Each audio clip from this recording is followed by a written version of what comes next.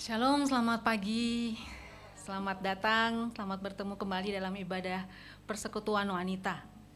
Kok sepi ya hari ini? Semoga pada terlambat ya daripada nggak datang sama sekali. Katanya kan lebih baik terlambat daripada tidak hadir. Amin. Oke, kita siapkan hati kita siapkan seluruh keberadaan kita agar kita dapat menikmati ibadah persekutuan wanita pada pagi hari ini. Saya menyapa ibu-ibu semua juga yang ada di rumah yang saat ini mengikuti ibadah melalui online, melalui gadgetnya. Puji Tuhan kita dapat bersekutu kembali, berkumpul bersama di tempat ini. Kita siapkan hati kita bersaat teduh sejenak, dan sebelumnya saya ingin mengingatkan untuk mengondisikan HP kita ya. Bukan hanya di silent atau digetar-getarkan, tetapi tidak perlu terlalu akrab dipegang-pegang gitu mungkin ya. Sekedar himbauan ibu-ibu supaya kita lebih fokus konsentrasi pada ibadah pagi hari ini. Mari kita semua bersaat teduh sejenak.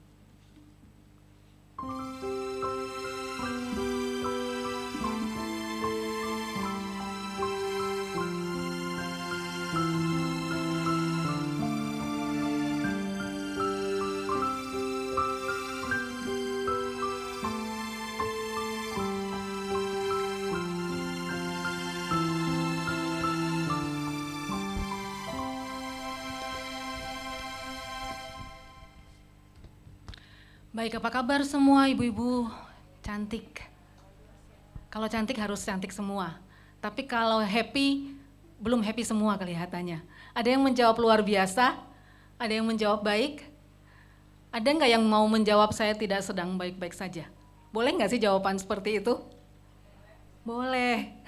Jadi kalau kita dibilang harus bilang luar biasa, harus bilang baik-baik saja, kita jangan mau menjadi orang yang tidak jujur pada diri sendiri. Pada saat kita unhappy, kita sedang tidak baik-baik saja, katakanlah pada Tuhan, saya tidak sedang baik-baik saja. Dan biarkan Dia menjamah kita kembali bersuka cita di dalam Tuhan. Oke, kita kita bernyanyi satu lagu pujian. Yang pertama, lagu judulnya Thank You, ucap syukur kita kepada Tuhan. Kita nyanyikan bait yang pertama saja.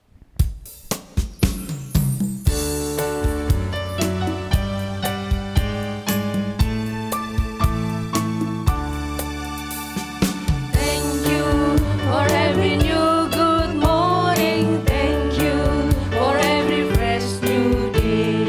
Thank you that I may cast my burden only unto you. Oke, coba kita perhatikan. Sebentar Pak, nanti kita lanjut Pak, nanti bisa lebih seru lagi Pak.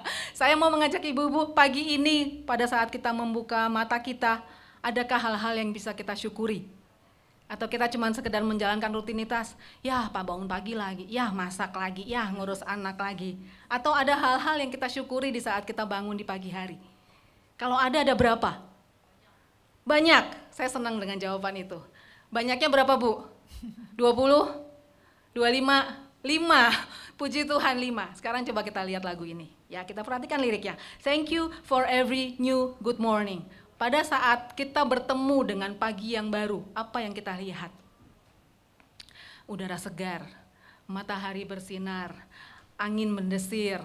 Kita lihat pohon-pohonan, kita lihat hewan, kita lihat keluarga kita yang bersama kita. Kita lihat kecukupan, kita lihat semua bersuka cita di dalam Tuhan, kita lihat anak-anak yang bersemangat, semua sehat, itu sudah berapa? Itu baru kalimat pertama yang saya ambil.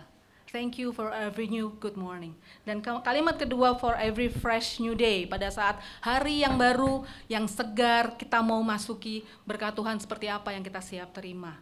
Yang ketiga, that I may cast my burden wholly unto you. Artinya apa? Semua beban saya boleh serahkan buat Tuhan. Itu hal yang sangat besar yang menjadi berkat buat kita. Jadi beban itu nggak ada yang kita tanggung sendiri. Ya, kita bisa serahkan pada Tuhan. Ini baru bait pertama. Bait berikutnya itu bisa menjadi puluhan dan ratusan hal yang kita bisa syukuri buat Tuhan atas penyertaannya buat kita. Oke ibu-ibu, mari kita coba berpikir lebih positif lagi, lebih ceria lagi. Spirit kita mengatakan bahwa setiap pagi berkat Tuhan tidak terkira. Ya, kita coba nyanyikan lagu ini 4 baitnya.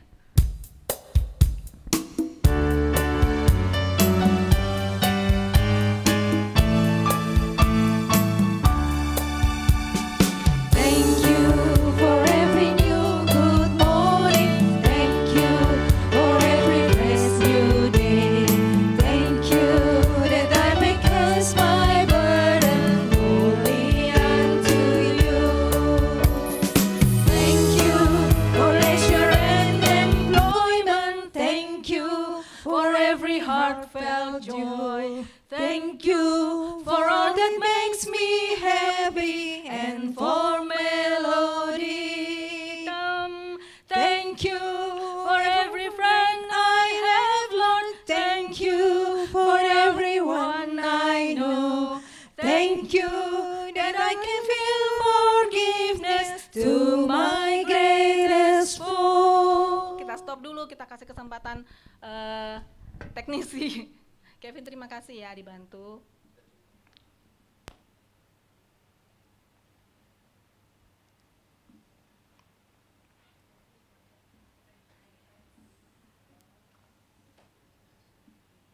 Saya percaya kita semua memahami ya bahasa Inggris seperti ini. Kalaupun ada yang tidak, silahkan difoto, nanti dibawa pulang, dicek itu artinya apa. Kita akan lebih bersyukur lagi di dalam Tuhan. Kita ulangi lagu ini, Bu Lia.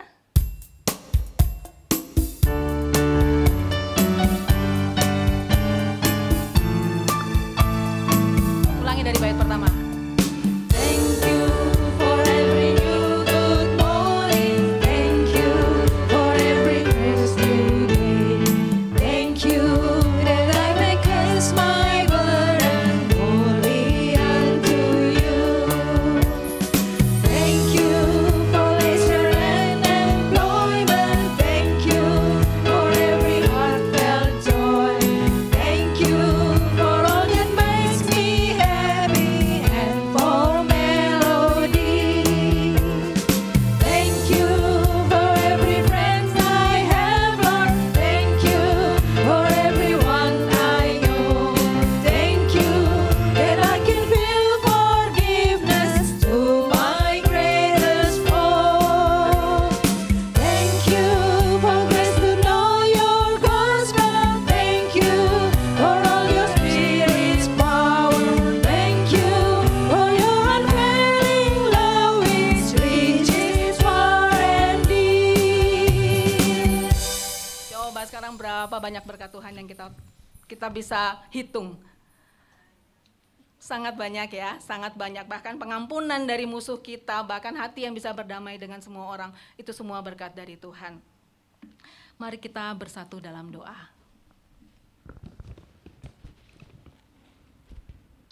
Tuhan Yesus, Bapa kami yang maha baik, kami datang menghadap hadirat-Mu pagi hari ini Tuhan.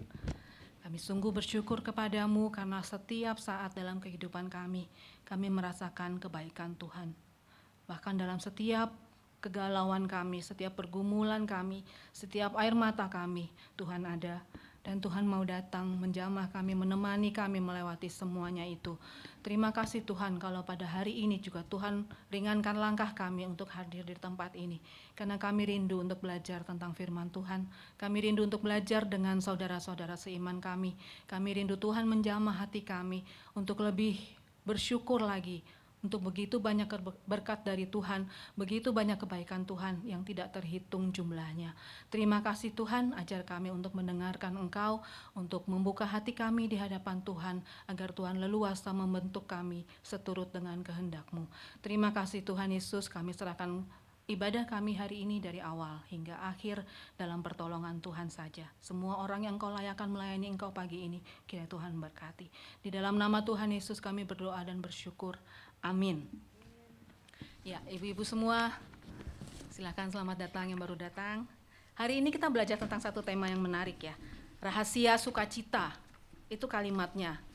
Saya sempat berpikir, kenapa sukacita pakai ada rahasia-rahasiaan gitu. Bukannya sukacita itu sesuatu yang kita bisa cari, temukan, dan ada dalam diri kita gitu loh. Menurut saya sukacita itu dari rasa syukur. Setiap saat kita bisa bersyukur, kita pasti sukacita. Itu menurut saya. Tapi ternyata pengurus kasih satu tema nih, rahasia sukacita. Ternyata sukacita ada rahasianya. Kita cari tahu hari ini ya, nanti saya spill dikit deh. Kita mau belajar tentang Paulus hari ini. Oke, siapa di antara kita yang kira-kira tidak punya pergumulan? Kalau nggak punya pergumulan itu bukan manusia, ya, atau sudah selesai manusianya. Ya, kita semua punya pergumulan. Tetapi pada saat kita menghadapi setiap pergumulan kita, apakah kita down, apakah kita kecewa, apakah kita menangis, apakah kita lari, kita sembunyi, atau kita punya spirit menghadapinya. Itu yang penting.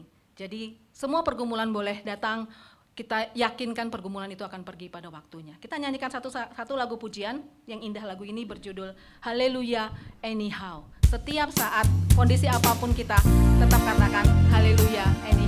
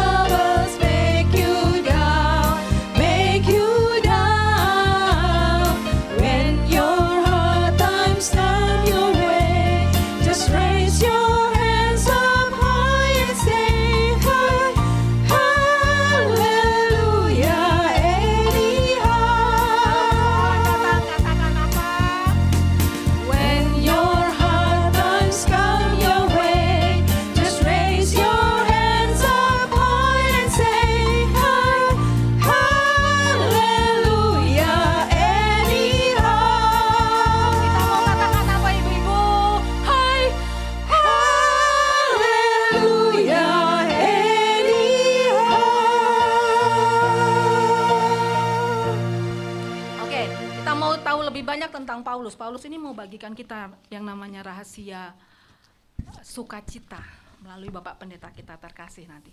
Bapak Pendeta akan cerita kita Paulus itu kenapa dia punya rahasia tentang sukacita. Hidup Paulus saya rasa kita semua tahu ya. Dari zaman, ini bukan mau mencuri khotbahnya ya Pak, enggak ya. Dari zaman Paulus itu masih Saulus. Apa yang dia lakukan?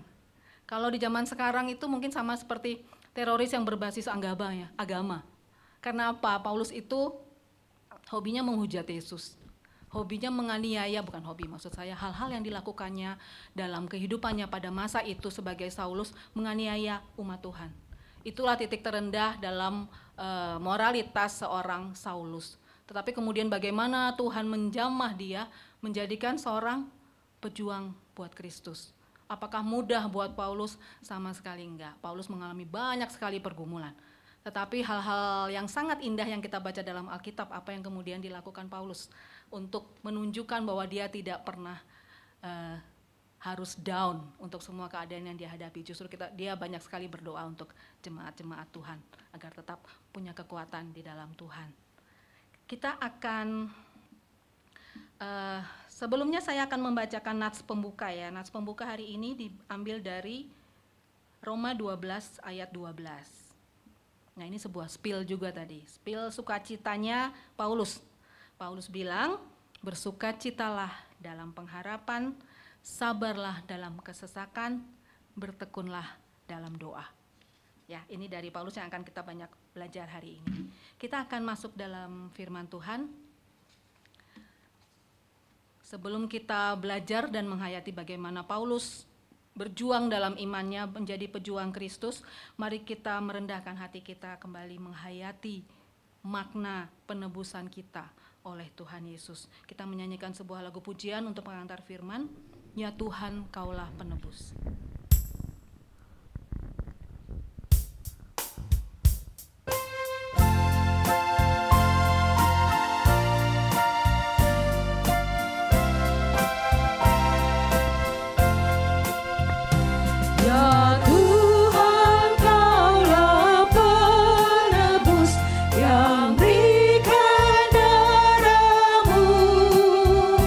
Menjadi kurbannya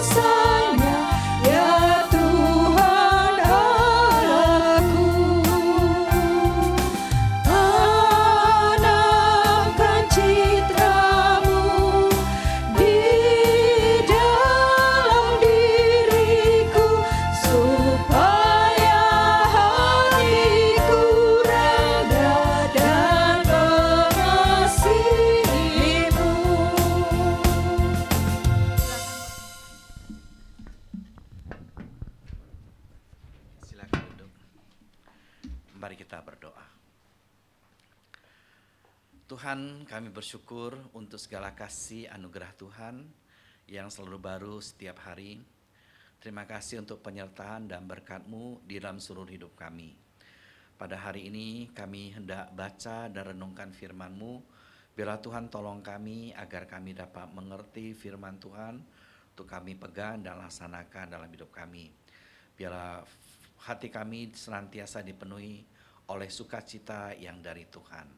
Terima kasih Tuhan, kuduskan, urapi dan pakailah hamba-Mu untuk menyampaikan firman Tuhan. Dan biar Roh Kudus juga yang bekerja di tengah-tengah kami, yang menolong kami untuk mengerti firman-Mu, untuk kami hayati dan lakukan dalam hidup ini. Dalam nama Tuhan Yesus kami berdoa. Amin. Salam sejahtera ibu-ibu semua dan bapak. Shalom. Ya, kita bersyukur ya untuk saat ini kita bisa bersekutu bersama. Kita akan belajar firman Tuhan dari Filipi pasal pertama ayat 12 sampai ayat yang ke-26. Filipi pasal pertama ayat 12 sampai ayat yang ke-26. Kita baca dengan bergantian ya. Saya masih pakai terjemahan Alkitab ya. Untuk dari LAI masih yang lama ya, 2009 ya. Saya mau bawa yang baru, saya khawatir sebagian besar masih pakai Alkitab lama ya. Filipi pasal 1 ayat 12 sampai 26 kita baca bergantian ya. Saya ayat yang genap, saudara ayat ganjil ya. Ayat 12. Aku menghendaki saudara-saudara supaya kamu tahu bahwa apa yang terjadi atasku ini justru telah menyebabkan kemajuan Injil.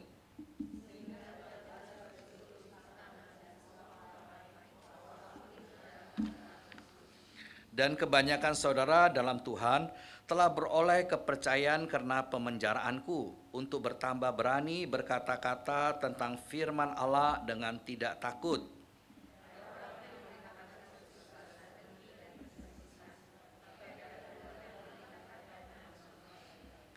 Mereka ini memberitakan Kristus karena kasih, sebab mereka tahu bahwa aku ada di sini untuk membela Injil.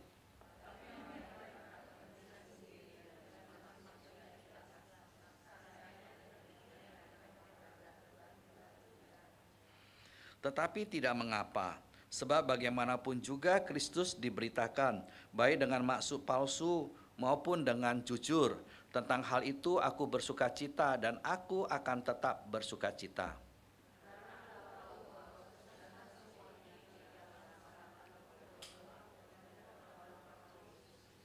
Sebab yang sangat kurindukan dan kuharapkan ialah bahwa aku dalam segala hal tidak akan beroleh malu, melainkan seperti sedia kala demikian pun sekarang. Kristus dengan nyata dimuliakan di dalam tubuhku, baik oleh hidupku maupun oleh matiku. Tetapi jika aku harus hidup di dunia ini, itu berarti bagiku bekerja memberi buah. Jadi mana yang harus kupilih, aku tidak tahu.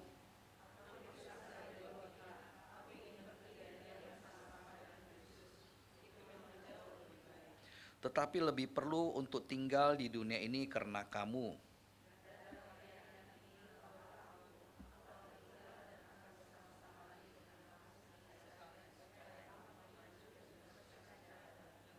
Sehingga kemegahanmu dalam Kristus Yesus makin bertambah karena aku, apabila aku kembali kepada kamu ya.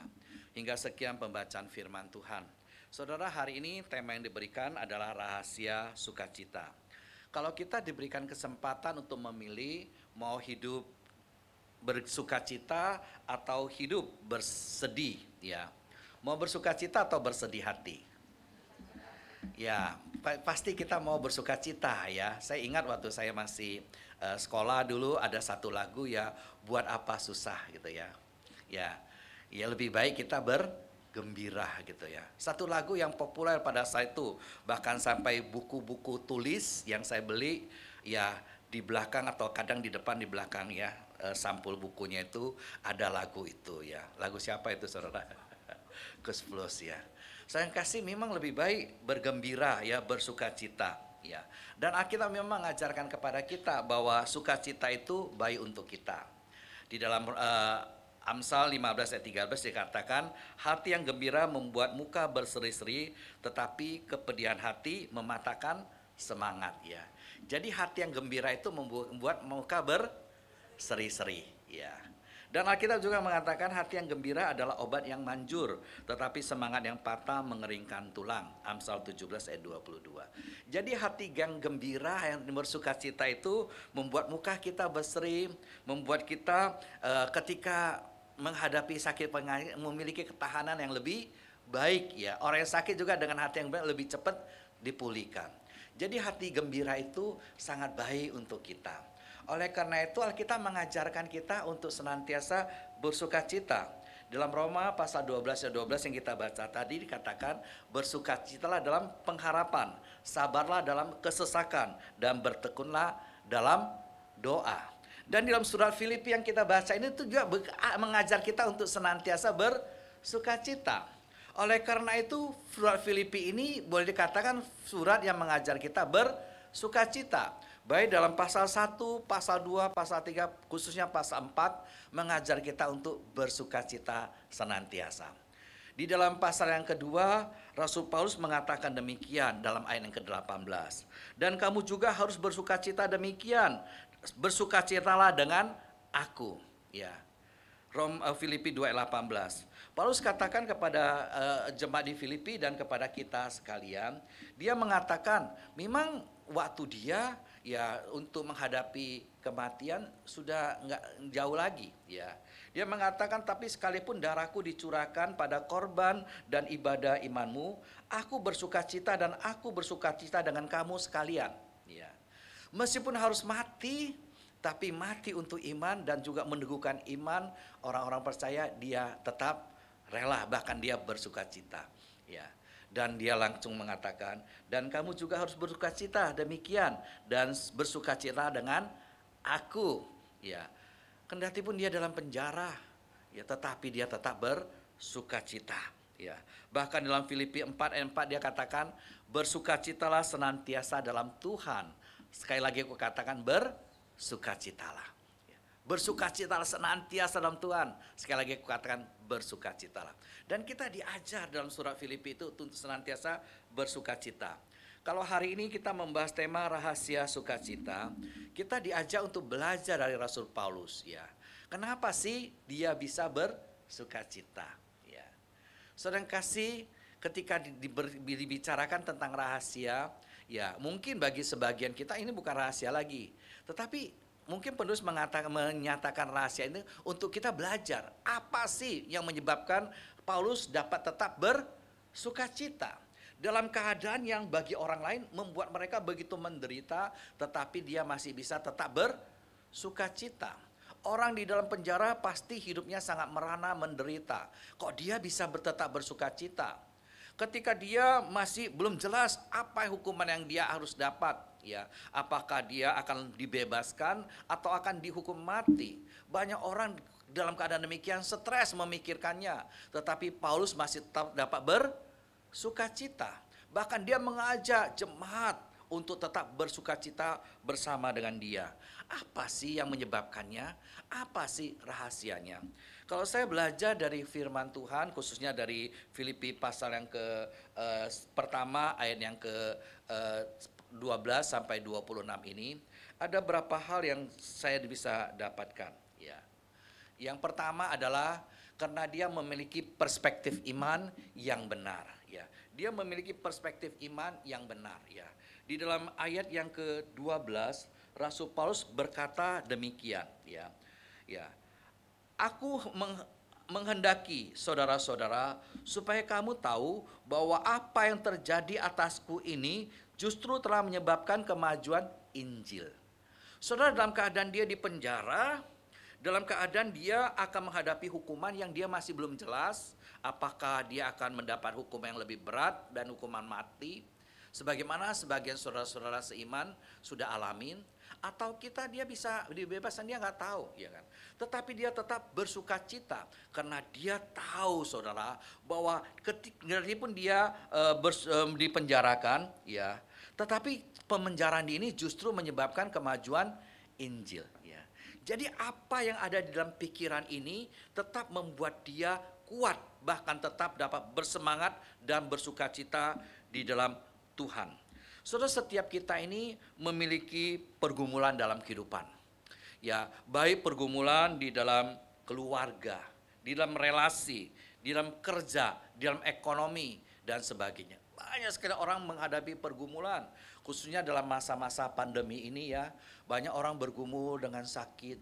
Dalam masa pandemi ini banyak orang bergumul dengan pekerjaannya atau usahanya. Ya, usaha yang mungkin semakin menurun, kerja yang mungkin ya gaji ada yang sebagian dipotong atau bahkan mungkin ada pengurangan karyawan sehingga kemungkinan dia atau suaminya akan mendapatkan masalah dengan semuanya itu. Banyak sekali pergumulan, begitu juga relasi. Dengan kondisi ini juga mempengaruhi relasi dan sebagainya. Ya, saudara, hal ini seringkali membuat kita kehilangan sukacita. Ya, hal ini membuat kita akhirnya hidup dalam sedih, bahkan mungkin stres dalam hidup kita. Apakah dalam keadaan kita seperti ini kita masih bisa tetap bersukacita? Alkitab mengajarkan kepada kita, bersukacitalah senantiasa dalam Tuhan. Bersukacitalah dalam segala hal. Ini tetap Alkitab ajarkan kepada kita. Kendati pun mungkin dalam keadaan seperti itu sulit bagi kita untuk bersukacita. Tapi biarlah kita tetap ingat, kita tahu ada Tuhan beserta dengan kita, bersandar kepada Tuhan kita dapat tetap bersukacita. Untuk ini kita awali dengan Tuhan pimpin agar kita dapat memiliki persepsi yang benar. Aku menghendaki saudara-saudara ya, agar kamu tahu bahwa pemenjaraanku ini ya, keadaanku ini dapat menyebabkan kemajuan Injil. Ya, Paulus jelas sekali akan hal ini. Seperti dikatakan, ya, sehingga telah jelas bagi seluruh istana dan semua orang lain bahwa aku dipenjarakan karena Kristus. Ya. Kendati pun dia dipenjara, dia tetap dapat bersukacita. Karena dia tahu di pemenjara ini membuat kemajuan Injil. Ya. Yang pertama, ketika dia di penjara ini, dia tetap dapat menghadapi dengan baik, dia tetap dapat bersukacita dalam pengharapan di dalam penjara, membuat orang-orang di istana, para pejabat itu semakin jelas. Orang ini bencana bukan karena dia berbuat kriminal, bukan karena dia berbuat salah, tetapi dia dipenjarakan karena Injil. Dan banyak akhirnya orang-orang pejabat itu tergerak hatinya, mulai dari simpati, akhirnya mereka menjadi empati, dan akhirnya mereka bisa terbuka untuk Injil Kristus Yesus. Ya. Bukan hanya orang di istana, tetapi orang-orang lain, orang banyak. Mereka semakin mengerti Paulus ini dipenjarakan karena Injil Kristus. Yang membuka hati mereka bagi ajaran Tuhan Yesus, bagi firman Tuhan. Dan ayat keempat dikatakan kepada kita ayat 14 ya. Kebanyakan saudara-saudara Tuhan juga karena itu mereka dikuatkan ya. Mereka beroleh kepercayaan karena pemenjaraanku ya, yang pertama. Dan kedua, mereka tambah berani untuk berkata-kata tentang firman Allah dengan tidak takut. Jadi ketika di penjara dia memang dalam keadaan ya nggak enak, nggak bebas. Kadang-kadang juga mendapatkan perlakuan yang tidak baik, kekerasan, tapi dia terima semua itu.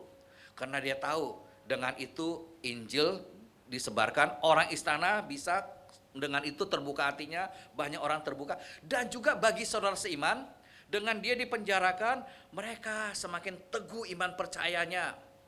Dan mereka semakin berani untuk memberitakan firman. Jadi bagi dia, kendati pun saya secara jasmani mendapatkan perlakuan seperti ini, kendati pun secara jasmani menderita, dia tetap bersukacita di dalam hati. Kenapa? Dia punya persepsi yang benar. Bukan untuk dirinya, tapi untuk kemuliaan Allah. Dia punya persepsi yang benar. Apa yang masuk di dalam pikirannya itu adalah hal yang indah. Seperti dikatakan kepada kita dalam Filipi pasal 4 ayat yang ayat yang ke-8 dikatakan kepada kita.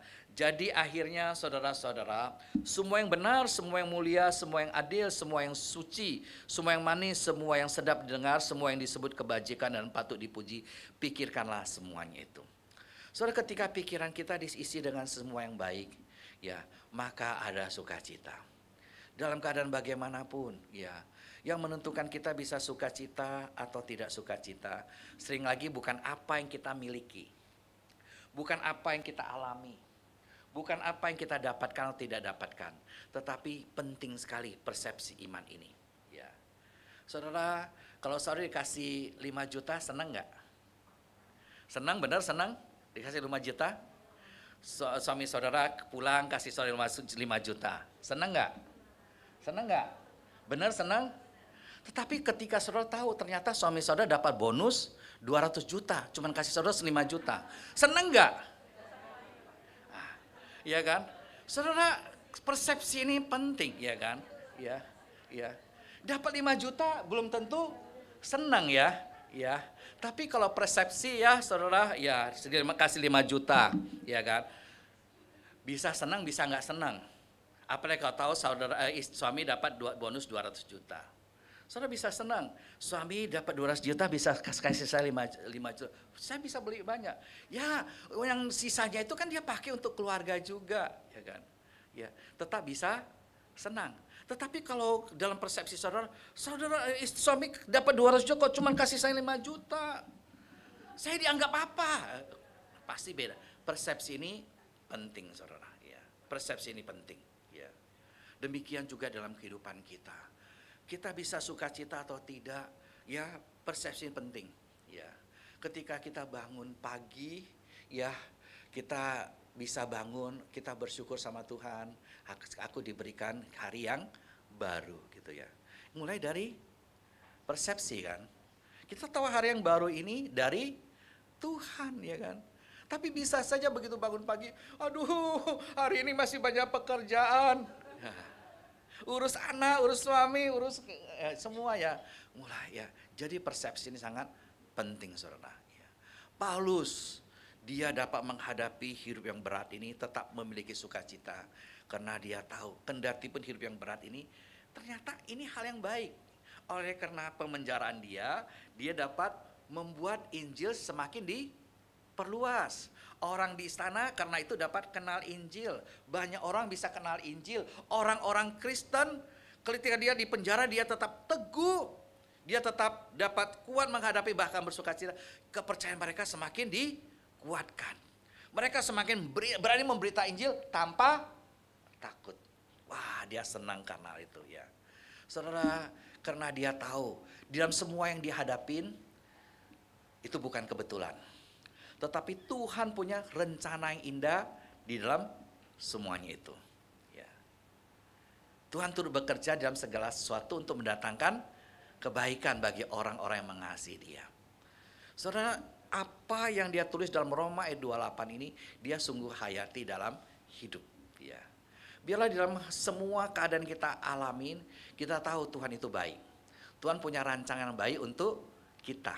Seperti firman Tuhan katakan, aku tahu ya rancangan apa yang ada padaku tentang kamu. Bukan rancangan kecelakaan, tapi rancangan kebaikan.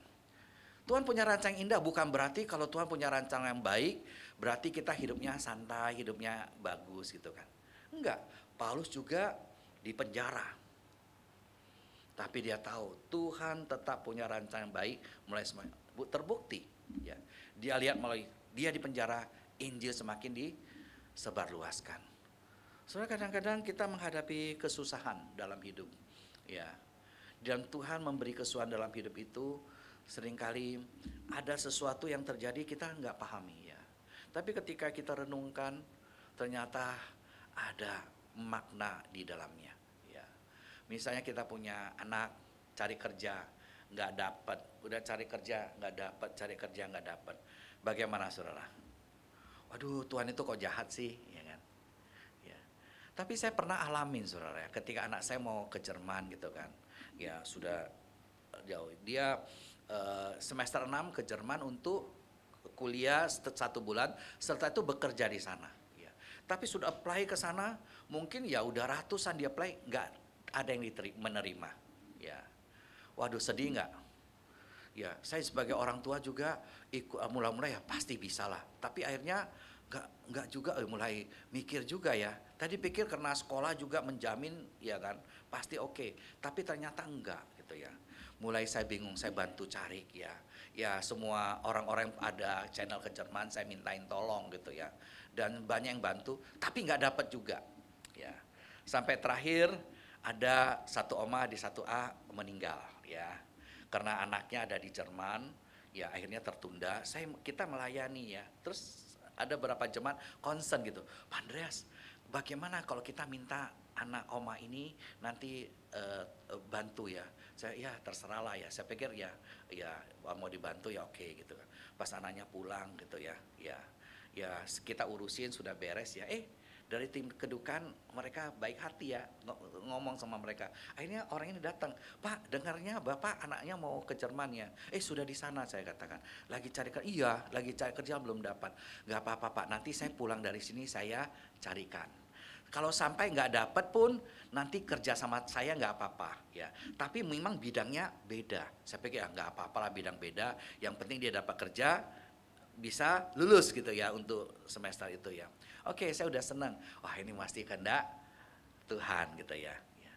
Ternyata ya apa yang kita pikirkan ya bukan itu yang Tuhan pikirkan ya. Firman Tuhan, rancanganku bukan rancanganmu, jalanmu bukan jalanku. Ya setinggi langit dari bumi, demikian tingginya jalan Tuhan daripada jalan kita ya. Rancangan Tuhan daripada rancangan kita. Saya pikir udah ini, saudara. Tapi cuman karena dia masih urus ya sesuatu, mamanya di sini sendiri, ya rumahnya atau apa mau dijual, dia mesti ya bikin surat kuasa apa bagi saudara di sini untuk ngurusnya kan. Dia bilang mungkin setelah 1 minggu atau 2 minggu dia baru pulang. Waduh, ya gimana ini ya waktunya mepet ya. Tapi saya sudah ngomong sama anak saya. Ya.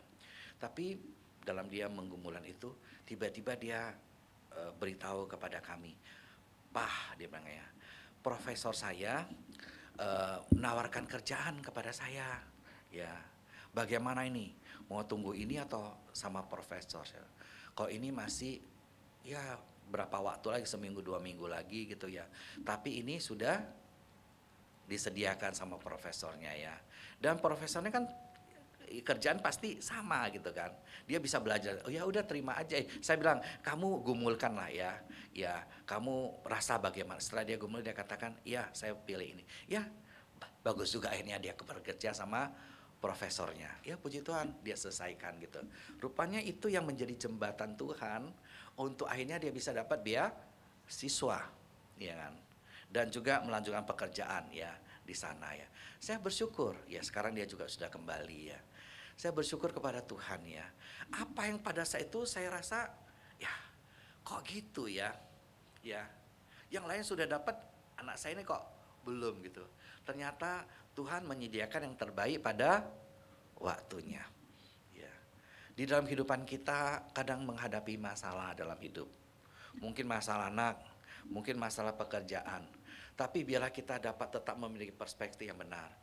Saya nggak sendiri, ada Tuhan beserta dengan saya. Kalau Tuhan izinkan ini tentu ada hal yang baik yang saya bisa dapatkan. Saya bisa, ya mungkin sekarang saya nggak tahu apa, tapi saya tahu segala sesuatu indah pada waktunya. Saya nggak jalan sendiri, ada Tuhan bekerja bersama dengan saya. Biar dalam hati kita, pikiran kita tetap ada persepsi iman seperti ini. Tetap berjalan bersama dengan Tuhan, karena kita tahu dalam semua ini pasti ada hal yang baik. Mulai dari persepsi yang dalam keadaan bagaimana kita tetap seperti Abraham yang dijanjikan anak, tapi nggak kunjung dapat, ya. Tapi dia tetap dapat bersukacita dalam pengharapan. Dia tetap percaya Tuhan yang janji pasti akan diberi. Ya, persepsi ini harus kita jaga. Dan hal yang selanjutnya, saudara, ya, memiliki tujuan yang benar. Ya, tujuan yang benar ini penting sekali. Paulus sedang berada dalam penjara dan mungkin saja dia akan dihukum mati.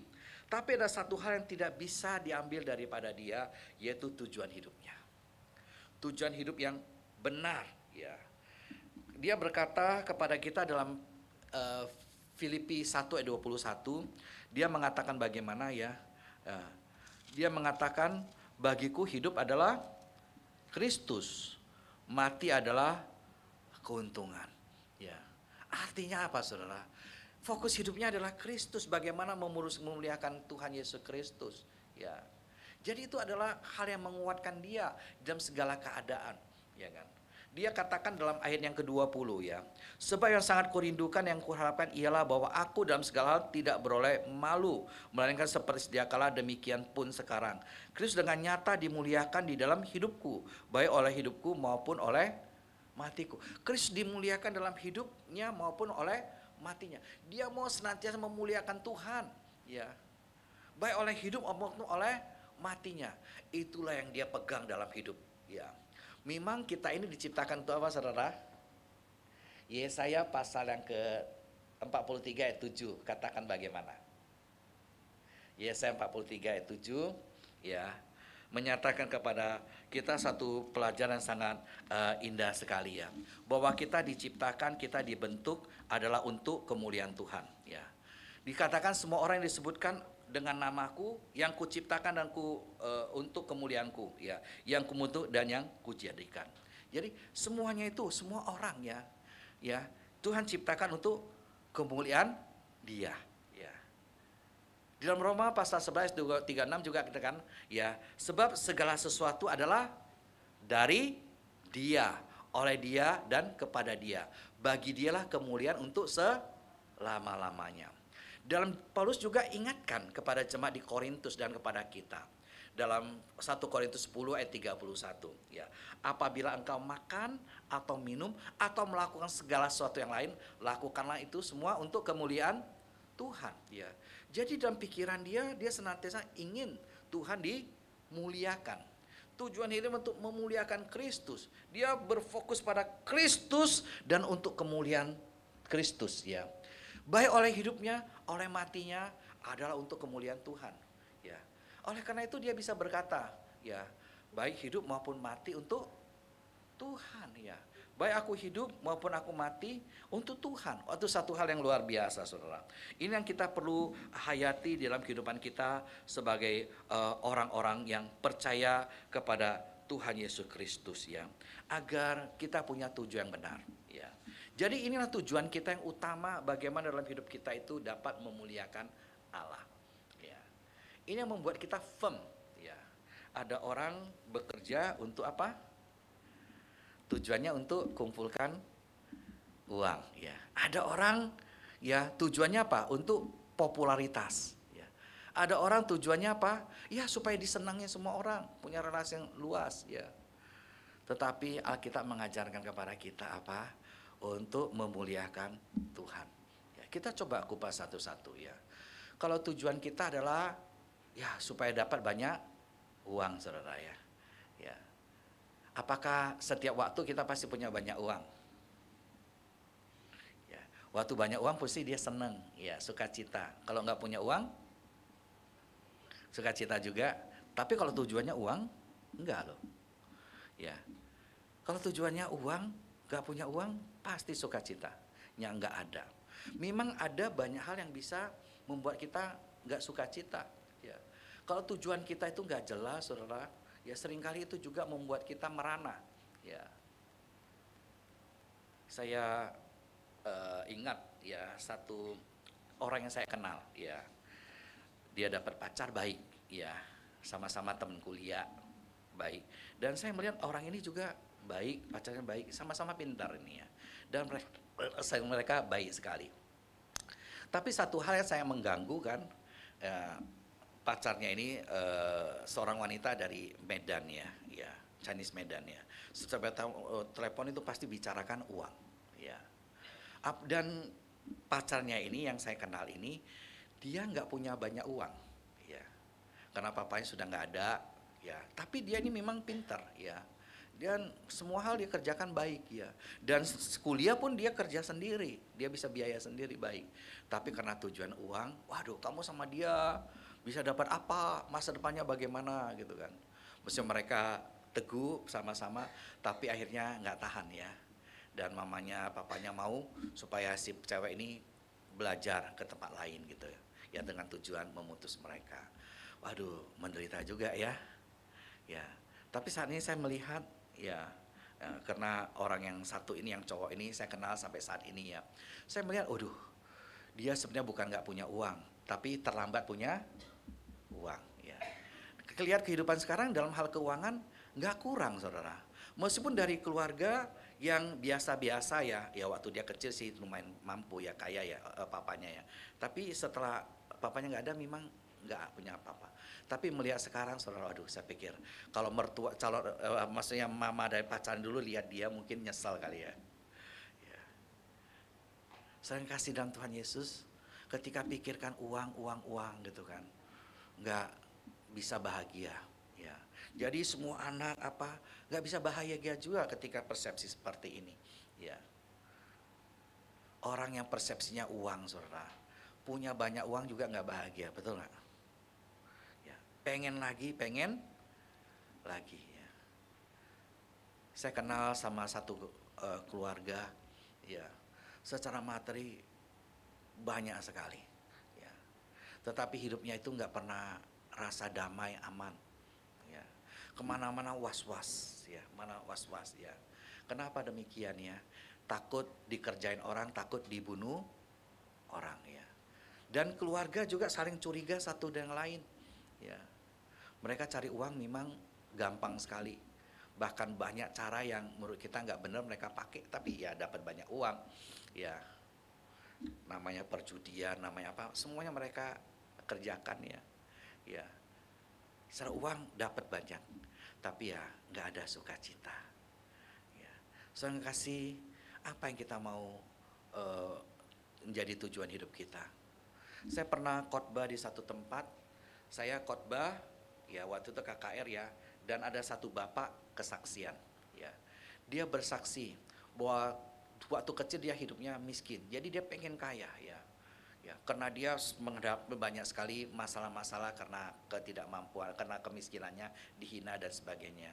Setelah dia besar memang dia kaya, ya, kaya sekali.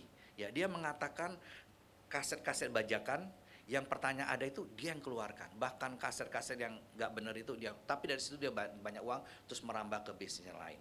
Ya, dia ceritakan semua yang dia mau dia bisa dapat. Dia punya uang dia bisa beli ini, bisa beli ini. Punya banyak rumah, ya, punya banyak istri simpanan. Ya. Tapi pada saat dia sakit, dia pengen istrinya, anaknya datang. Waktu itu dia sakit di Singapura dan dokter katakan waktunya nggak lama lagi. Dia pengen istrinya, anaknya bisa datang. Tapi istrinya, anaknya nggak ada yang satu pun yang datang. Ya, sedih sekali dia. Yang datang ya ini istri simpanannya. Mereka datang, setiap kali datang ngapain? Tahu nggak? Duit, ya. Karena mereka pikir ini sudah mau mati. Jaminan bagaimana? Kalau nggak duit atau minta rumah supaya ahli apa, pokoknya bikin dia pusing lah ya kan. Tapi yang dia harapkan datang nggak datang. Ya. Sedih sekali. Tapi puji Tuhan, itulah jalan Tuhan untuk membawa dia bisa kenal. Ketika di rumah sakit ternyata ada orang yang datang untuk mendoakan dia, orang Kristen ya, dan juga memberikan firman. Disitulah dia bertobat, dia terima Tuhan. Ya singkat cerita nggak jadi mati, saudara. Ya makanya dia bisa bersaksi ya. Tapi itu mengubah pola hidupnya, tujuan hidupnya, bukan lagi untuk uang, tapi untuk memuliakan Tuhan ya.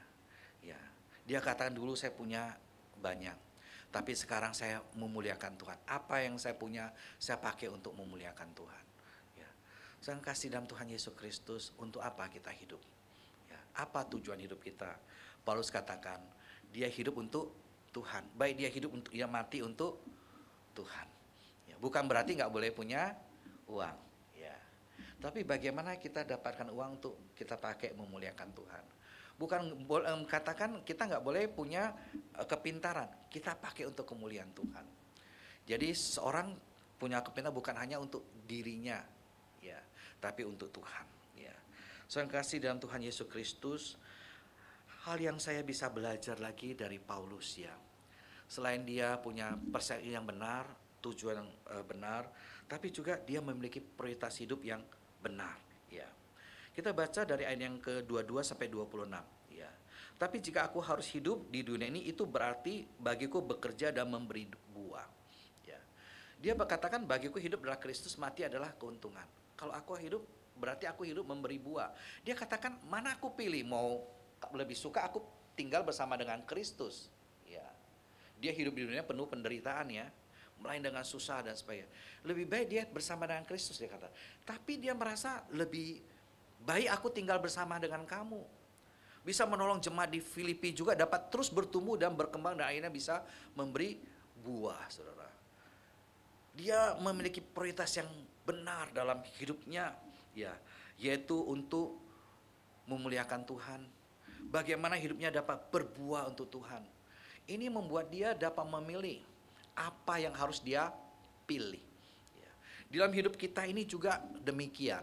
Harus memiliki prioritas yang baik, yang benar ketika kita menjalaninya. Ketika kita dapat menempatkan apa yang terpenting di tempat yang terpenting, itu membuat kita dapat hidup dengan baik, hidup dengan penuh kebahagiaan dan sukacita. Tetapi ketika yang penting kita taruh di tempat lain, tetapi hal yang tidak penting yang kita prioritaskan, kita pasti selamanya hidup susah, saudara. Oleh karena itu di dalam kehidupan kita harus punya prioritas yang benar, ya. First thing first, ya. Pernah saya baca satu buku, ya, yang sangat terkenal, ya, First Thing First. Banyak hal yang saya dapat belajar di sana, yang mengajar kita untuk dapat menempatkan prioritas yang benar pada tempat yang benar. Ya. Itu yang membuat kita memiliki sukacita yang benar, sukacita yang luar biasa, dan kita bisa mengalirkan juga kepada orang lain. Ya.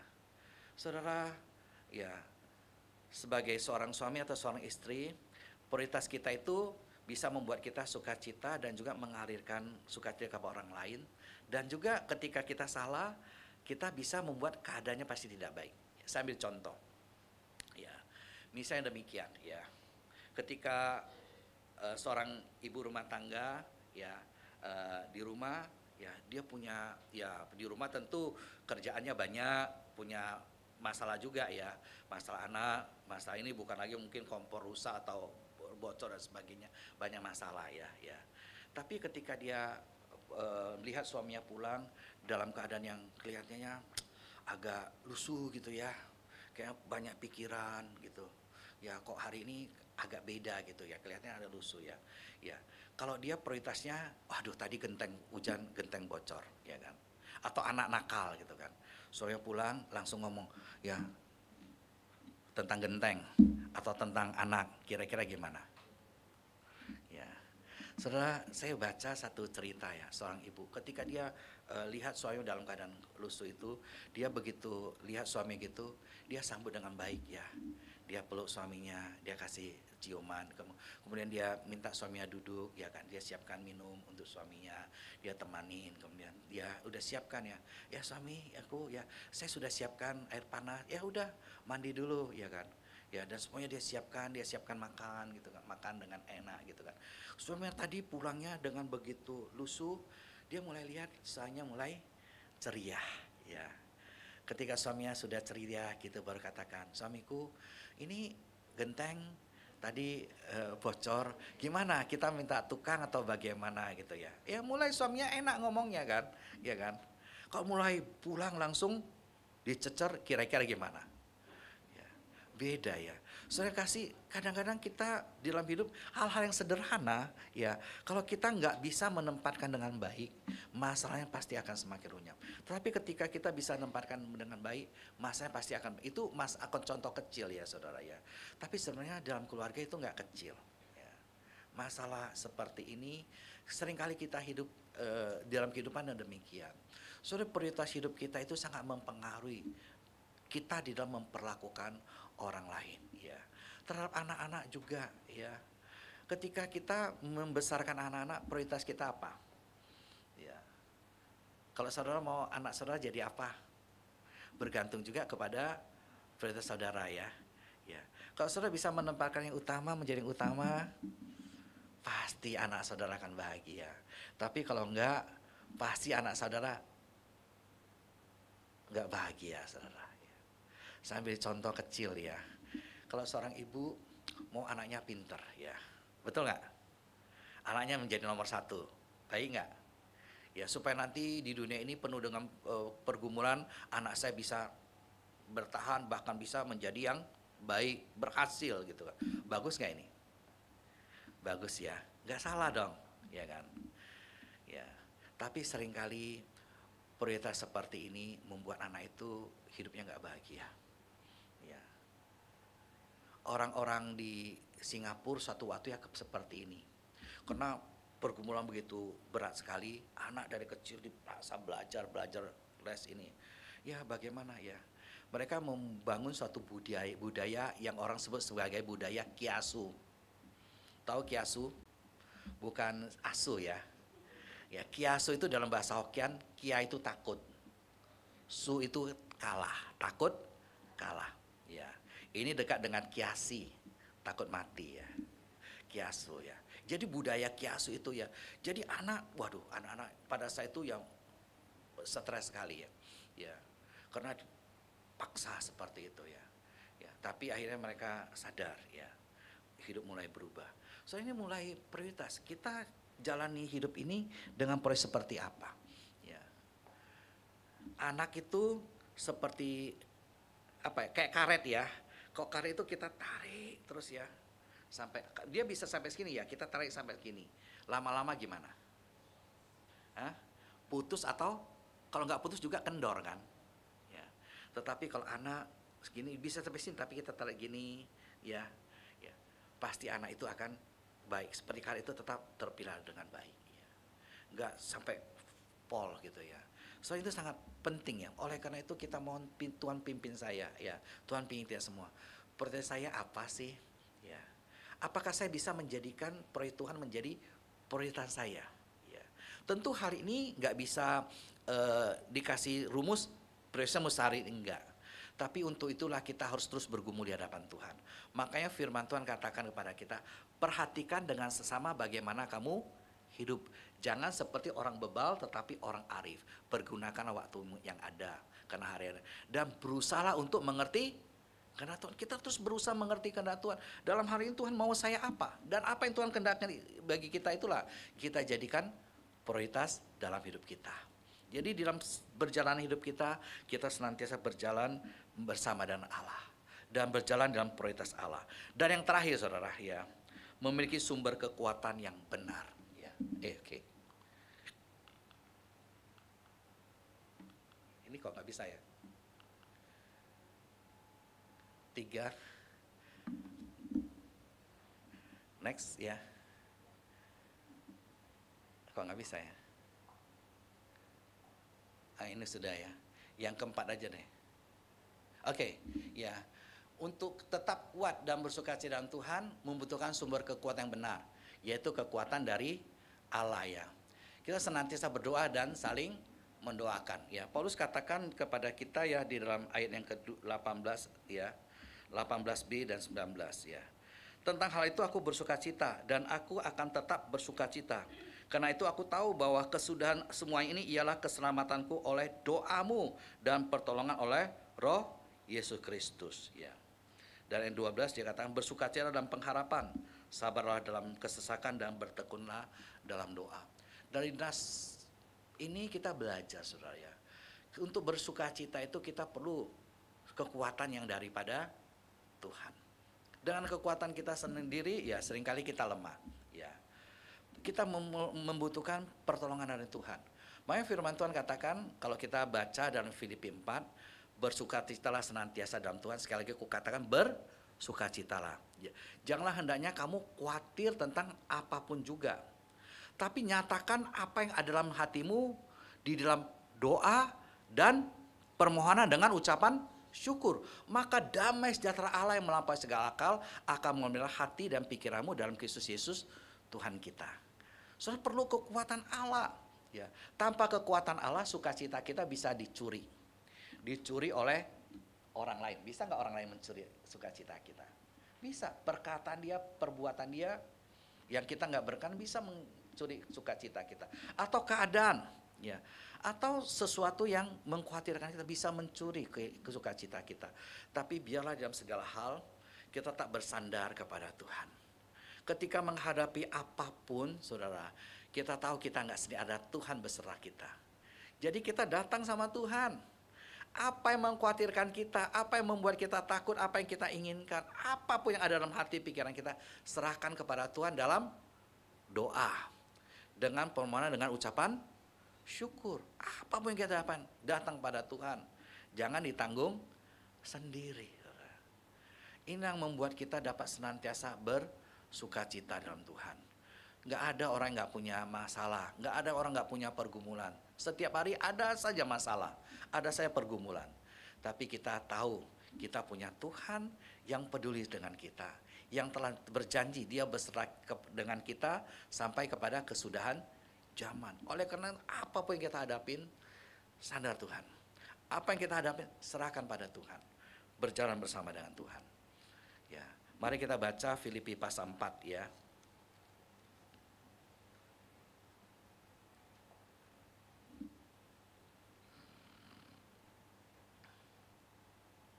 Mulai ayat yang keempat sampai ayat yang keenam. Ya. 1, 2 ya. Bersukacitalah senantiasa dalam Tuhan. Sekali lagi aku katakan bersukacitalah. Hendaklah kebaikan hatimu diketahui semua orang, Tuhan sudah dekat. Janganlah hendaknya kamu khawatir tentang apapun juga, tetapi nyatakanlah dalam segala hal keinginanmu kepada Allah dalam doa dan permohonan dengan ucapan syukur. Inilah suatu kunci sukacita yang kita harus miliki dalam seluruh hidup kita. Untuk memiliki sukacita, kita harus punya kekuatan yang benar. Sumber kekuatan kita yang benar itu adalah dari Allah sendiri. Biarlah Tuhan memimpin, Tuhan yang memberkati setiap kita. Hari ini berdasarkan firman Tuhan, kita belajar dari Rasul Paulus ya. Bagaimana tetap dapat bersukacita, mulai dari memiliki perspektif iman yang benar ya. Juga memiliki tujuan yang benar, prioritas yang benar, dan juga memiliki sumber kekuatan yang benar. Biarlah Tuhan berkati firman-Nya. Mari kita ambil waktu, ya kita datang hadapan Tuhan. Kita mohon Tuhan yang memberkati kita melalui firman-Nya. Kita berdoa bersama. Kita minta dengan hormat Ibu Ratna memimpin kita dalam doa.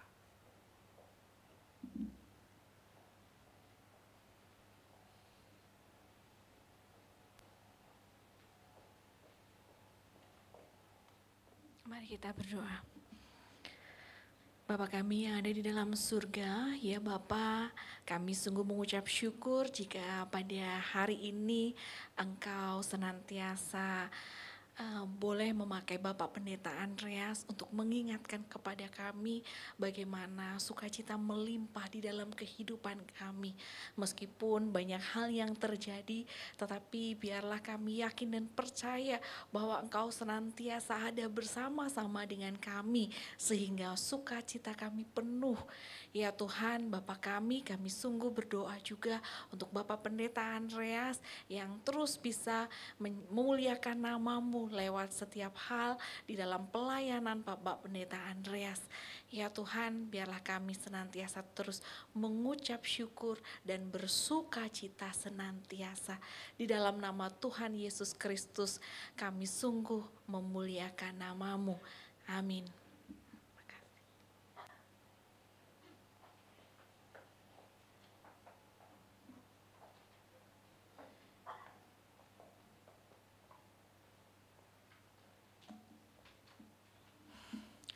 Baik ibu-ibu terkasih, ada Bapak ternyata yang terlewat dari tadi saya tidak menyebut Bapak, maaf ya Pak.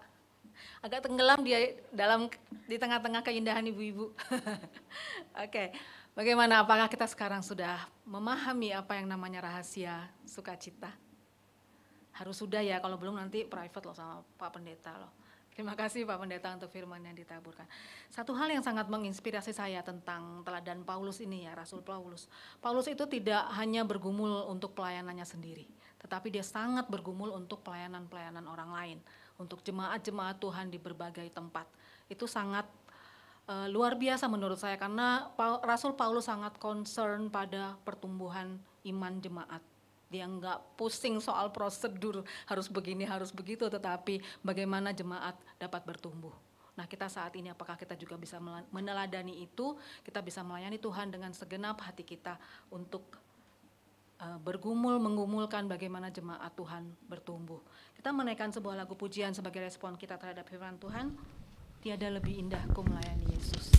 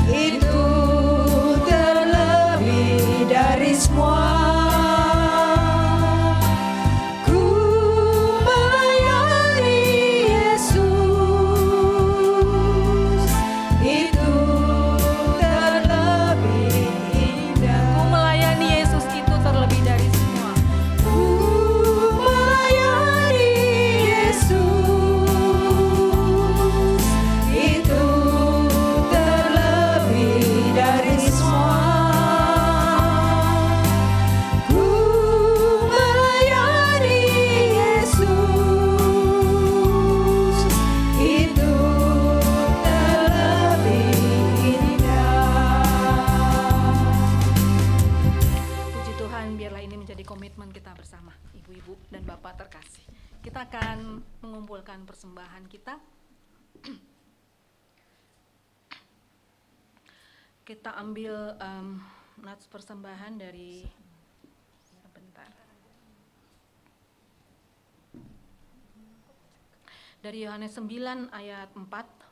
Saya akan bacakan buat kita semua. Kita harus mengerjakan pekerjaan Dia yang mengutus aku. Selama masih siang, akan datang malam di mana tidak ada seorang pun yang dapat bekerja. Kita akan menaikkan sebuah lagu indah, tabur waktu pagi. Waktunya kita masih ada, kita bisa menabur dan kita akan menuai pada waktunya. Kami persilakan kepada petugas kolektan.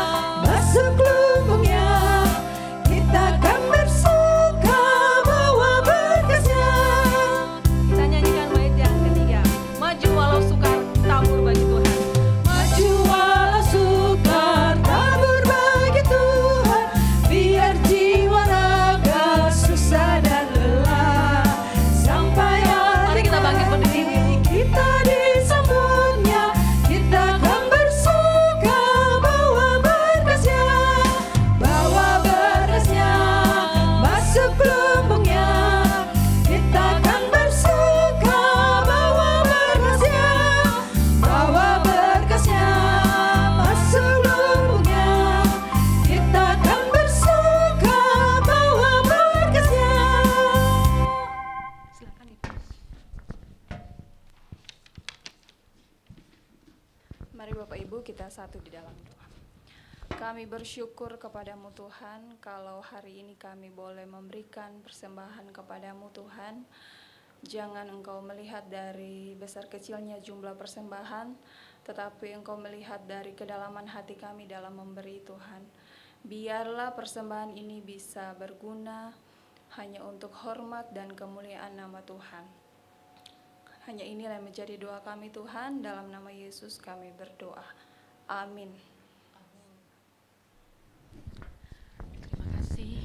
Masih tetap berdiri ya. Kita akan menyanyikan lagu pujian kita yang terakhir dari Kidung Keesaan 595.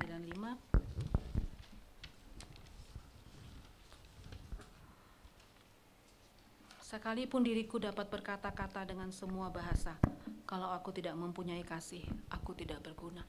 Kita nyanyikan lagu ini, ketiga baitnya.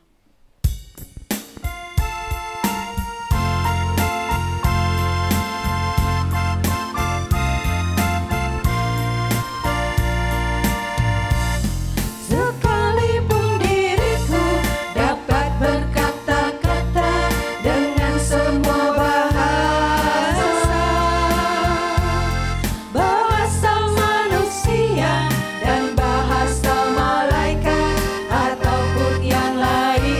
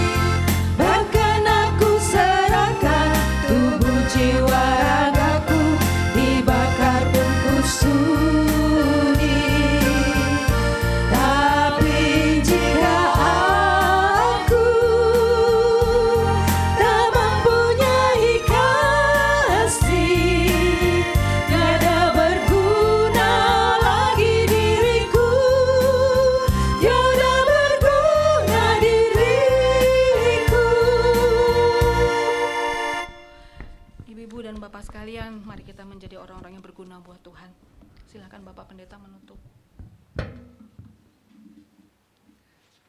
Mari kita berdoa syafaat dan doa berkat. Tuhan, kami bersyukur untuk segala kasih karunia Tuhan bagi kami sekalian. Kami berdoa untuk ibu-ibu dan anak-anak yang sedang dalam keadaan kurang sehat. Mungkin ada yang batuk pilek, radang, demam, diare dan sebagainya karena cuaca yang tidak menentu. Kami mohon Tuhan sendiri memberikan kekuatan dan Tuhan memberikan kesembuhan serta daya tahan tubuh yang kuat untuk senantiasa di dalam kesehatan yang Tuhan berikan.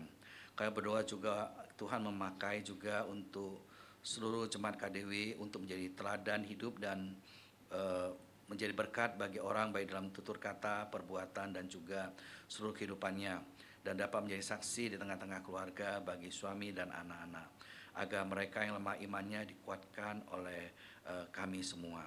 Kami juga berdoa Tuhan bilang Kau pimpin agar senantiasa kasih dan sukacita Tuhan agar ada di dalam kehidupan kami. Kami berdoa juga biarlah Engkau memberkati anak-anak di dalam studi mereka, baik masih sekolah maupun kuliah, atau yang sedang mengerjakan tugas akhir. Biarlah Engkau memberkati agar dalam pertolongan Tuhan semua dapat diselesaikan dengan baik. Dan kami berdoa juga bagi mereka yang sedang mencari pasangan hidup, Tuhan juga yang memberkati Tuhan. Kami berdoa biarlah Engkau memimpin semua anak-anak kami diberkati oleh Tuhan, dan mereka dapat berhasil hidupnya baik di hadapan Tuhan maupun di hadapan manusia. Kami berdoa juga untuk kesatuan hati daripada seluruh jemaat GKI dan Gading Serpong dan simpatisan. Bilang Kau pimpin agar semua dapat melayani Engkau dengan baik dalam persekutuan, ibadah, pemuritan, pelayanan dan kesaksiannya, mereka dapat jalani untuk kemuliaan Tuhan. Demikian juga kami berdoa untuk seluruh jemaat dalam komisi dewasa wanita ini, agar Tuhan pimpin, agar kami tetap memiliki kesetiaan dalam Tuhan, dan kami dapat ikut dalam persekutuan dengan penuh kesukacitaan, keceriaan. Kami berdoa juga untuk kegiatan bulan September dari KDW, biar Engkau memberkati baik aksi sosial yang diadakan pada 2 Desember di Panti Asuhan, biar Engkau memberkati dalam pelaksanaannya dan juga seluruh persiapannya. Kami berdoa juga Tuhan untuk kebaktian syukur akhir tahun pada tanggal 4 Desember, Tuhan juga memberkati. Kami berdoa juga untuk bangsa negara kami Indonesia, biarlah Engkau memimpin Tuhan dalam segala pergumulan masalah yang sedang dihadapi. Biarlah ada tangan Tuhan yang menolong, khususnya juga semua percakapan dan keputusan dari Majelis Kehormatan Komisi Konstitusi Tuhan, yang tentu saja punya pengaruh bagi masa depan dan juga kondisi bangsa negara. Tuhan bekerja agar apapun yang diambil Tuhan sungguh sesuai dengan akal sehat, sesuai dengan hukum yang ada, dan juga dapat membawa kebaikan bagi seluruh bangsa. Demikian juga persiapan untuk pemilu, baik pemilihan presiden, wakil presiden, dan juga anggota legislatif. Engkau yang memimpin, memberkati agar pesta demokrasi dapat diadakan dengan baik, dilaksanakan dengan aman dan tentram.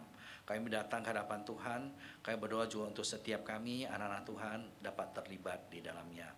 Kami berdoa bilang Kau memberkati kami dalam kehidupan kami, keluarga kami, dan biarlah ketika kami pulang ada kasih setia Tuhan menyertai kami. Terimalah berkat Tuhan. Kira cinta kasih dari Allah Bapa, anugerah dalam Kristus Yesus, persekutuan penghiburan kekuatan Roh Kudus, menyertai saudara sekalian sekarang dan selama-lamanya. Amin. Bapa, terima kasih. Bapa, terima kasih. Bapa di dalam surga, ku berterima kasih. Amin. Silakan duduk.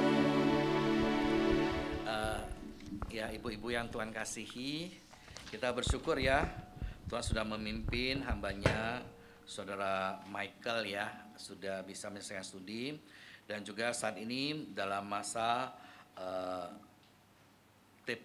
TP ya, PJ 1 ya yang ditempatkan di GKI Gading Serpong ya. Saudara Michael ini adalah kader GKI yang tadinya menempuh studi di saat ya sekarang memasuki PJ1. Kalau di GKI itu di dalam penempatan biasanya ada PJ1, PJ2 ya. Penempatan praktek jemaat 1, praktek jemaat 2. Setelah itu baru nanti masa TP ya, tempat penempatan pertama dan kedua. Mungkin bisa sampai ketiga ya. Ya, jadi beliau memasuki tahap TP1 ya. PJ1. Mungkin bisa mengenalkan diri di sini Saudara Michael ya.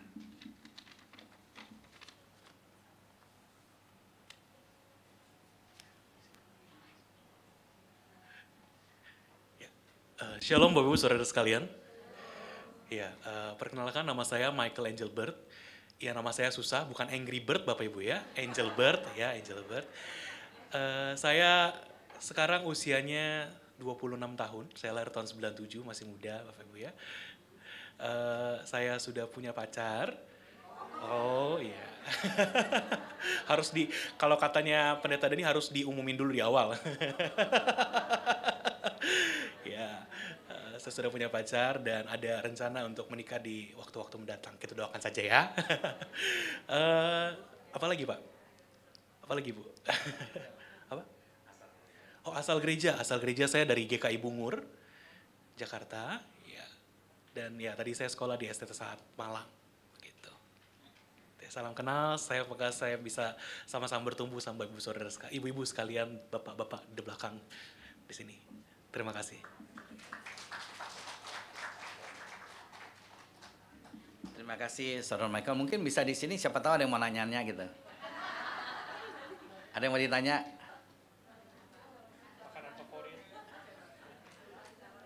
Ada ibu-ibu yang mau nanya sesuatu? Berapa lama di sini? 4 bulan ya, sampai akhir Februari. Jadi selama praktek di sini bisa dijadwalkan juga untuk khotbah, untuk pelawatan dan pelayan lain ya. Ya, Tuhan berkati ya. Oke, silakan. Cukup ya. Ya, saya serahkan kembali.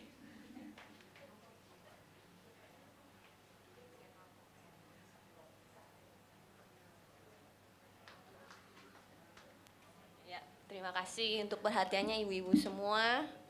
Hari ini dapat satu jemaat sementara baru. Bapak Michael, Saudara Michael Engelbert. Bukan Angry Bird ya Pak?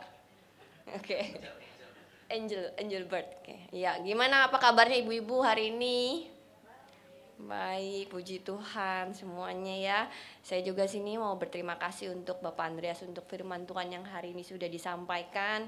Kita kembali diingatkan lagi gimana cara kita dapat bersukacita ya kan, dengan mempunyai persepsi iman yang benar, tujuannya yang benar, dan kita harus memiliki sumber kekuatan Allah yang benar. Oke, terus lalu kita juga mau berterima kasih untuk semua pelayan yang sudah bertugas pada hari ini. Ibu Ita, Ibu Deborah, Ibu Elisa, Ibu Lia, Bu Riani, Ibu Yanrista, dan tadi menerima tamu Ibu Julia, Ibu Lydia. Terima kasih untuk pelayanannya ibu-ibu semua. Kiranya Tuhan yang memberkati semua pelayanannya. Kemudian kalau di dalam catatan saya harus menyambut Bapak Michael Engelbert tadi, tapi sudah ya Pak ya. Jadi selamat untuk berbuah dan berkarya di gereja ini. Kemudian kami juga mau bersukacita juga untuk ibu-ibu yang baru pertama kali hadir. Pada hari ini ada Ibu Helen ya. Boleh banget berdiri biar ibu-ibu kenal semua wajahnya Ibu. Ya, terima kasih. Ditunggu lagi untuk kedatangannya di minggu depan. Yuk ibu-ibu yang di kanan kiri disalamin. Oh. Kemudian juga kemudian kita juga ada flyer untuk Persatuan Wanita di bulan November. Oh, ada lagi yang baru. Siapa lagi Ibu namanya? Ibu Megawati ya. Bisa berdiri Ibu? Oh iya, ya. Oke, kanan kirinya disalamin Ibu. Yuk. Ditunggu kehadirannya ya Ibu Mega. Kemudian udah ada lagi Ibu Indri yang baru? Udah, oke. Kemudian saya juga harus mengatakan untuk persuan wanita di bulan November, temanya adalah jangan lengah yang akan dibawakan oleh Ibu Pendeta Devina Minerva. Kemudian juga tempatnya sama, waktu masih sama juga. Kemudian kita juga ada aksi Natal. Oke, kita juga aksi Natal dulu ya. Oke, aksi Natal kami juga mengajak ibu-ibu untuk bersama-sama kita berpartisipasi dalam kegiatan aksi sosial Natal di KDW. Jadi kita nanti akan membawakan persembahan kasih kita ke anak-anak di Panti Asuhan Asih Lestari.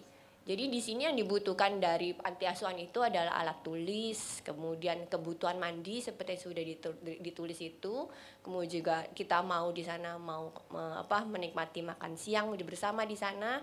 Nah, untuk pengumpulannya kita nggak mengumpulkan bentuk barang, tapi kita kasihnya dalam bentuk dana. Nanti dananya bisa ditransfer ke Ibu Francisca atau bisa minta. Kalau butuh informasi lebih lanjut bisa hubungin Ibu Linda. Dan kalau ibu-ibu ada yang mau kasih sekarang juga bisa ada, nanti ada di belakang ada kotaknya di situ, ibu bisa langsung taruh juga di situ dan akan diberikan di tanggal 2 Desember. Jadi dalam waktu ini ya kalau ibu-ibu punya hati terbeban untuk memberikan silahkan dilanjutkan. Kemudian untuk flyer PW 30. Kita akan mengadakan keterampilan money bucket.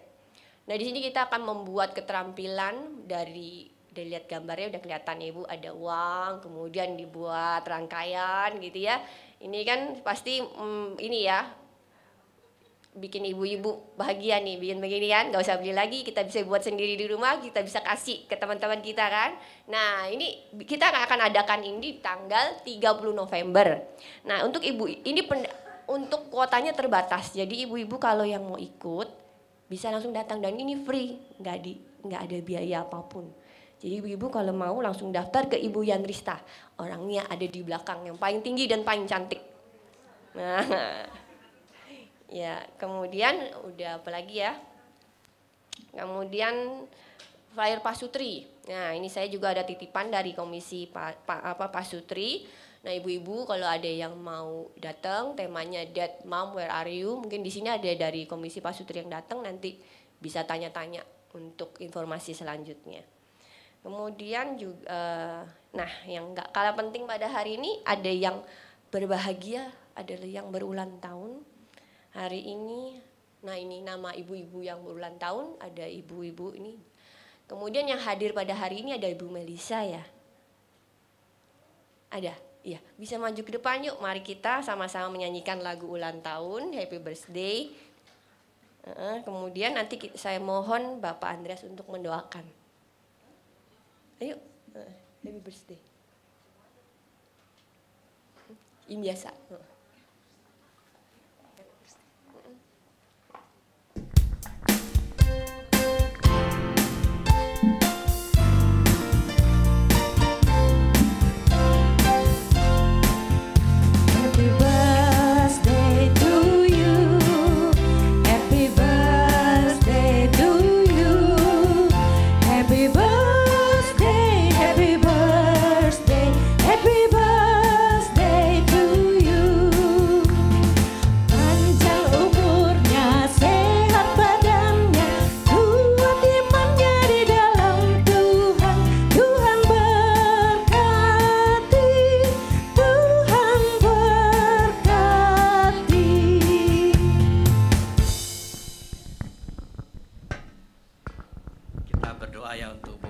yang ulang tahun dan juga beberapa teman yang lain yang hari ini tidak hadir ya. Mari kita berdoa. Tuhan Allah Bapa di surga, kami saat ini bersuka cita bersama-sama dengan teman-teman kami yang berulang tahun pada minggu ini. Kami bersyukur pada Tuhan, biarlah Engkau terus memimpin. Engkau yang memberkati Ibu Melisa Susanto yang bersama dengan kami. Begitu juga beberapa ibu yang tidak bersama dengan kami, Ibu Rungun, Ibu Viveria, Ibu Eva Mariana, Ibu Susi Rosita, Ibu Lelianti, Ibu Risa Novita, Biarlah Engkau memberkati Tuhan agar ibu-ibu yang berulang tahun ini tetap dapat mengalami sukacita di dalam Tuhan dan juga bertumbuh dalam iman, kasih, dan pengharapan. Biar dalam kehidupan mereka pribadi, dalam keluarga, dalam kehidupan dan berkarya bagi Tuhan, mereka dapat mengalami bagaimana Tuhan memimpin dan Tuhan memberkati. Kami bersyukur pada Tuhan untuk karya Tuhan dalam kehidupan mereka. Biar Engkau memberkati. Engkau memberkati juga Ibu Melisa, senantiasa dipenuhi dengan berkat-Mu. Terima kasih Tuhan, dengar doa kami bersyukur dalam nama Tuhan Yesus Kristus. Amin.